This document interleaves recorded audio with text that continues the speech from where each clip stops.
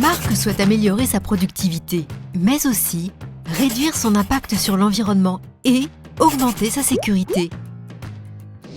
Alors, pour viser zéro impact, le temps d'une pause café, il teste et élargit ses connaissances et renforce ses bonnes pratiques. Comment ? Il s'inscrit gratuitement au parcours d'apprentissage en ligne de l'e-Academy Viser Zéro Impact. Alors, vous aussi, rejoignez l'e-Academy.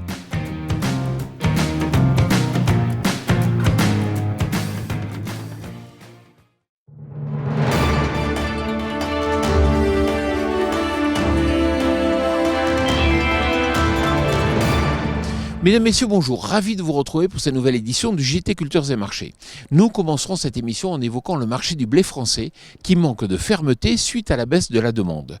Nous poursuivrons avec les cultures de maïs en Argentine qui sont menacées par un temps sec et chaud. Nous tenterons ensuite de comprendre pourquoi l'huile de palme repart à la hausse à Kuala Lumpur. Enfin, nous ferons un bilan des semis d'orge de printemps en France. Le cours du blé montre des signes de faiblesse car la demande pour l'origine française est limitée. Alors certes, l'Algérie est revenue aux achats la semaine dernière, mais elle n'aurait contractualisé au final que pour des blés allemands, baltes et polonais. De même, l'Égypte a importé 360 000 tonnes de blé, mais venant de Roumanie.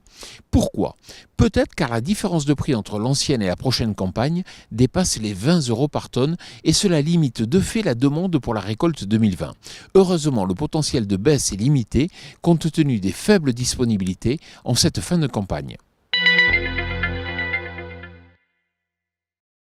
Les maïs argentins sont menacés par un climat trop sec dans les régions de Buenos Aires et de Cordoba, les deux principales zones de production du pays.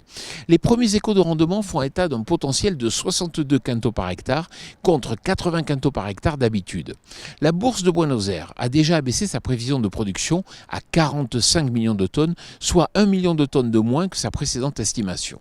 La période de risque climatique en Amérique du Sud atteindra son paroxysme dans les prochaines semaines. Soyez vigilants car cela pourrait générer des fluctuations de prix sur le marché du maïs.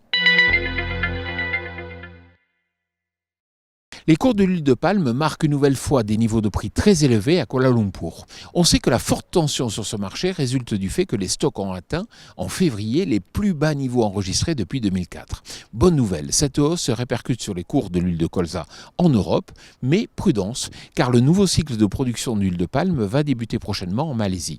Cela impliquera donc nécessairement une hausse de la production, c'est pourquoi un trou d'air sur ce marché est donc tout à fait possible et à anticiper. 90% des orges de printemps étaient semées au 8 mars en France, contre seulement 33% l'an passé. Cela est bien sûr le fait des excellentes conditions météo, particulièrement favorables aux travaux des champs. Mais attention, il faut s'attendre à une importante chute des surfaces d'orge de printemps qui devrait être de l'ordre de 40%. La sole française avoisinerait ainsi 500 000 hectares contre 800 000 hectares l'an passé.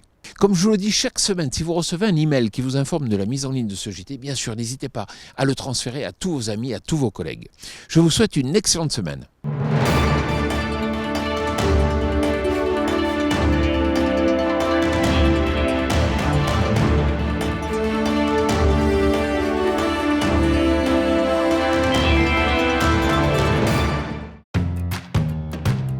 Marc souhaite améliorer sa productivité, mais aussi réduire son impact sur l'environnement et augmenter sa sécurité.